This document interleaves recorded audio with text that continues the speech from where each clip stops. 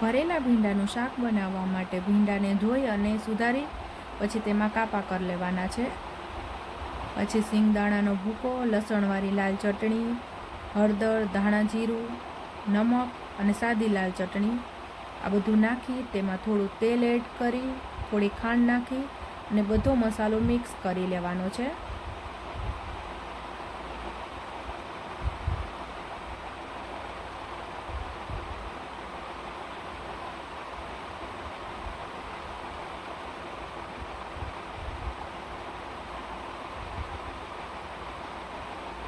પછી ભીંડામાં એ મસાલો બધો ભરી લેવાનો છે. આ રીતે બધા ભીંડામાં મસાલો ભરવાનો છે.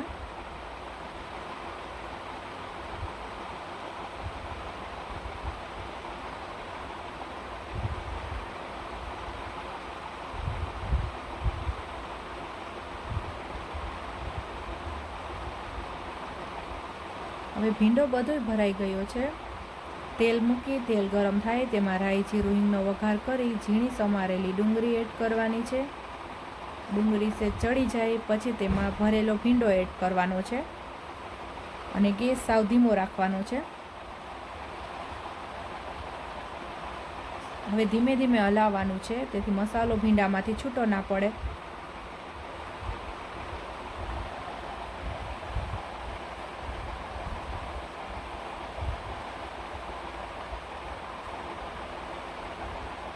હવે ધીમા તાપે ચડવા દેવાનું છે. પછી તેમાં નમક અને હળદર એડ કરવાની છે.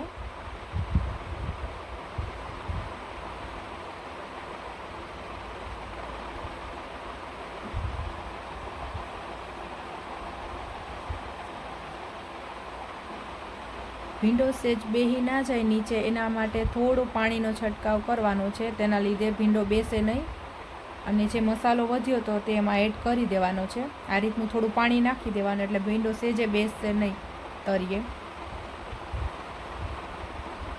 અને એકદમ સોફ્ટ રહેશે, ભીનું રહેશે. હવે ભીંડાનું શાક સરસ ચડી